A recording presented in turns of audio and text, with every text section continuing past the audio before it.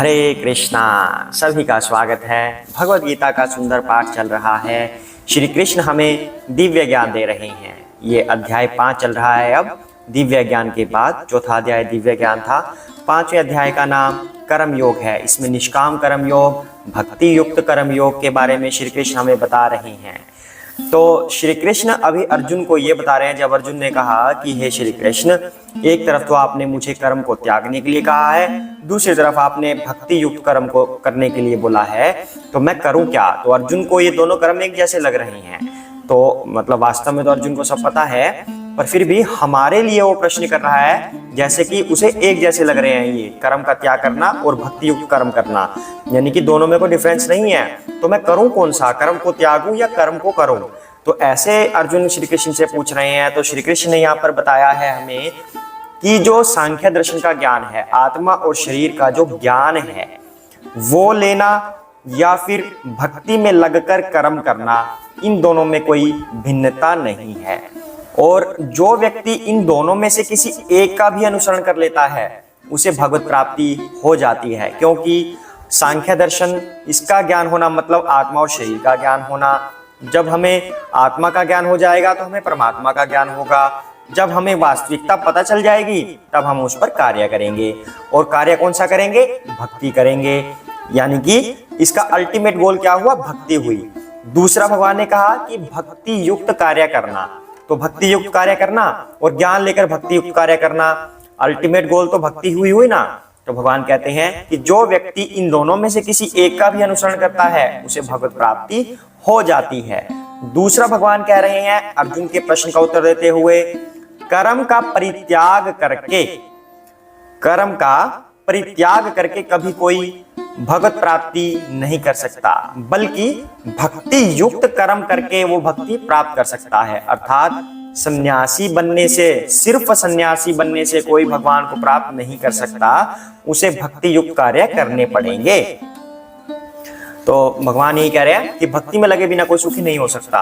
तो यह इस तरह से है कि जो व्यक्ति सन्यासी बन गया, मान लो थोड़ी थोड़ी भक्ति कर रहा है, कुछ और कार्य भी कर रहा है, थोड़ी थोड़ी भक्ति कर रहा है, कभी ना कभी वो कृष्ण भावनामृत में लगेगा। लेकिन वो कभी ना कभी कब होगा? वो कई जन्मों के बाद होगा। इसलिए सिर्फ ज्ञान के पीछे भागना, सिर्फ सन्यासी बन जाना, ये काफी नहीं है। अगर आप दोनों चीजों को छोड़ दोगे, ज्ञान को भी छोड़ दो और सन्यासी को भी छोड़ दो कि मुझे सन्यासी भी नहीं बनना, आप इन दोनों को छोड़ के सिर्फ जो कार्य आप कर रहे हैं वो करते रहें, मतलब अच्छे सही कार्य करें, गलत नहीं, वो कार्य करते रहें और साथ में भगवान की सेवा में लगाइए उस चीज को, तब आपके कर्म शुद्ध हो जाएंगे, तब आपके कर्म भक्ति युक्त हो जाएंगे। तब आपको ज्यादा जन्म उसके लिए वेट नहीं करना पड़ेगा भक्त प्राप्ति के लिए। हो सकता है आप इसी जन्म में प्राप्त कर ले, हो सकता है आप 2-4 जन्मों में प्राप्त कर ले, लेकिन बहुत सारे जन्म फिर नहीं लगेंगे। तो ये यहाँ पर भगवान कह रहे हैं कि भक्ति युक्त कर्म करने चाहिए। सिर्फ कर्म का त्याग करने से कुछ नहीं होगा, बल्कि उस कर्म को अकर्म में चेंज करना है कि कर्म आप कर भी रहे हैं और उसका कोई फल भी नहीं लग रहा आपको, यानी कि आपका बैलेंस, कर्म बंधन का बैलेंस शून्य हो गया है आपका, और कर्म बंधन में आप फंसने से बच जाएंगे और आप भगवान के भक्त बन जाएंगे। हरे कृष्णा। अब आगे इस भगवान इस संदर्भ में क्या कह रहे हैं, अब आगे पढ़ते हैं। उससे पहले हम भगवान की और श्री गुरु महाराज की वंदना करते हैं। हरे कृष्णा। ओम अज्ञानतिमिरान्धस्य ज्ञानाञ्जनशलाकया चक्षुरुन्मीलितं येन तस्मै श्री गुरुवे नमः। श्री कृष्ण चैतन्य प्रभु नित्यानंद, श्री अद्वैत गदाधर श्रीवासादि गौर भक्त वृंद। हरे कृष्णा कृष्णा कृष्णा हरे हरे, हरे राम राम राम हरे हरे। हरे कृष्णा। योग युक्तः विशुद्धात्मा विजितात्मा इंद्रियः सर्वभूतात्म भूतात्मा कुर्वन्नपि न लिप्यते। हरे कृष्णा। जो भक्ति भाव से कर्म करता है, जो विशुद्ध आत्मा है और अपने मन तथा इंद्रियों को वश में रखता है, वह सबों को प्रिय होता है और सभी लोग उसे प्रिय होते हैं। ऐसा व्यक्ति कर्म करता हुआ भी कभी नहीं बंधता। हरे कृष्णा।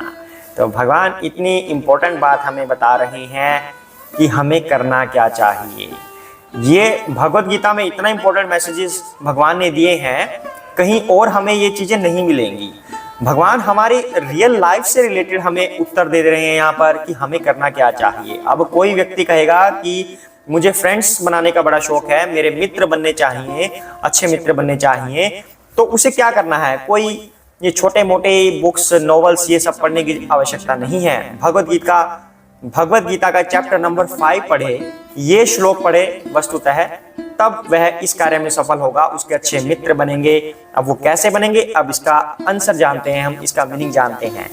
तो भगवान ने कहा है कि जो भक्ति भाव से कर्म करता है वह विशुद्ध आत्मा है और अपने मन इंद्रियों को वश में रखता है, वह सबों को प्रिय है।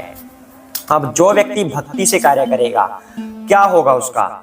जो भगवान की भक्ति में लगा है, भक्ति में लगा है, मैं भगवान का दास हूं, भगवान मेरे स्वामी हैं, भक्ति में लगा है, तब क्या होगा? उसकी आत्मा शुद्ध हो जाएगी, उसकी चेतना शुद्ध हो जाएगी। जिसकी आत्मा और चेतना शुद्ध हो गई, उसका मन तथा इंद्रियां कंट्रोल में हो गई। जिसकी मन तथा इंद्रियां कंट्रोल में हो गई, वह व्यवहार करना जानता है, किसके साथ क्या व्यवहार करना है, क्योंकि वह स्वयं को सबका दास समझता है कि मैं कृष्ण का दास हूं, सभी कृष्ण के हैं, तो मैं सबका भी दास हूं। ऐसा नहीं कि उसके लिए झाड़ू पोछा कर रहा है, ऐसे नहीं, भाव से कि मैं सबका दास हूं क्योंकि मुझे कृष्ण के लिए सेवा करनी है, कृष्ण का मैसेज सब तक पहुंचाना है। इस तरह वो अपने आप को दास समझता है। जो व्यक्ति खुद को दास समझेगा, वह दूसरे के साथ कभी बुरा व्यवहार नहीं करेगा, और जो बुरा व्यवहार नहीं करेगा, सभी को वह प्रिय होगा, उसे सभी प्रिय लगेंगे, क्योंकि वह सबके अंदर श्री कृष्ण को देख रहा है और सब लोग उससे प्रसन्न होंगे, तो ऑटोमेटिकली सभी उसके मित्र बनते जाएंगे। लेकिन आजकल होता क्या है? क्रोधी हो रहे हैं हम।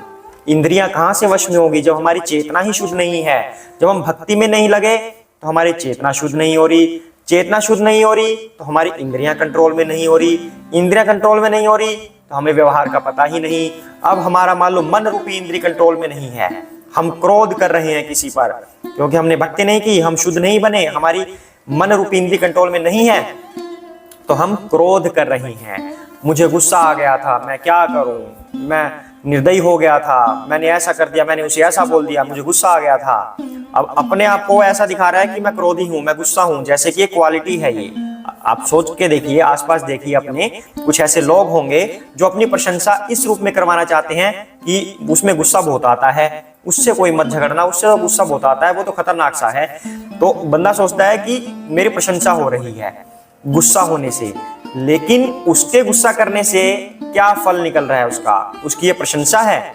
दूसरा व्यक्ति उससे हमेशा दूर रहेगा कि ये नहीं, ये ठीक नहीं है, ये तो गुस्सैल है, इसके पास नहीं जाना, ये तो बेकार है, उसके पास जाएगा नहीं। तो सब उससे घृणा करते हैं।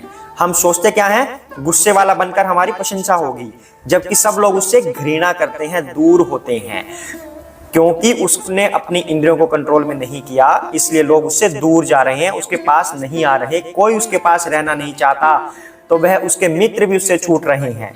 तो भगवान तो यहाँ पर स्पष्ट कह रहे हैं कि जो व्यक्ति इंद्रियों को कंट्रोल में करेगा वह सबको प्रिय होगा। अगर उसको गुस्सा नहीं आता, इसका मतलब वह सबको प्रिय लगता है, वह शांत स्वभाव का है, सभी उसके पास आना चाहते हैं, सभी टाइम स्पेंड करना चाहते हैं उसके साथ, सभी उससे सीखना चाहते हैं।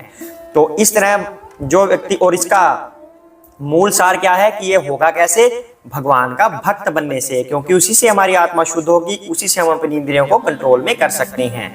दूसरी तरफ अगर हम इंद्रियों को कंट्रोल में करते हैं तो इसका मतलब हम वही खाएंगे जो भगवान का प्रसाद होगा, वही सूंघेंगे जो भगवान को अर्पित किया होगा, फ्लावर्स।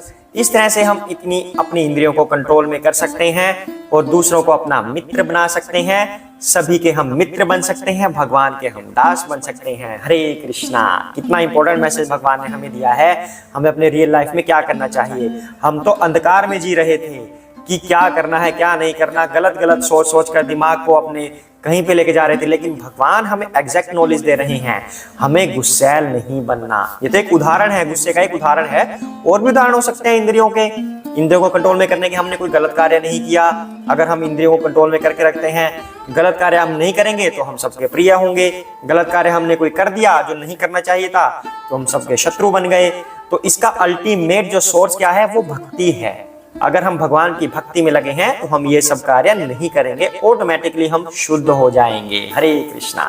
तो आज हम इसी श्लोक पर अपना पाठ पूरा करते हैं। एक ही श्लोक आज हम कर पाए, लेकिन ये बड़ा इंपॉर्टेंट श्लोक था, भगवान ने हमें बड़ा दिव्य ज्ञान दिया है, तो हम एक ही श्लोक पे आज मंथन करते हैं। आज ये सीखकर तो हम इसके ऊपर प्रैक्टिस करते हैं। आज करने को हम श्लोक बहुत सारे कर सकते हैं, एक दिन में पूरा चैप्टर पूर्ण कर सकते हैं, लेकिन हमें ये पूर्ण नहीं करना, हमें ये सीखना है।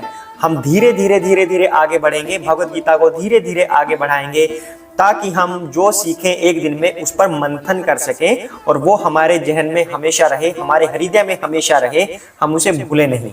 तो जो आज श्लोक हमने सीखा है उस पर हमें चलना है, उस पर आज मंथन करना है, उसकी हमें प्रैक्टिस करनी है, ताकि हम जीवन में सही ढंग से आगे बढ़ सकें। हरे कृष्णा। जय श्री कृष्ण चैतन्य प्रभु नित्यानंद श्री अद्वैत गदाधर श्री वसादि गौर भक्त वृंदा। हरे कृष्ण कृष्ण कृष्ण हरे हरे, हरे राम राम राम हरे हरे, हरे कृष्णा।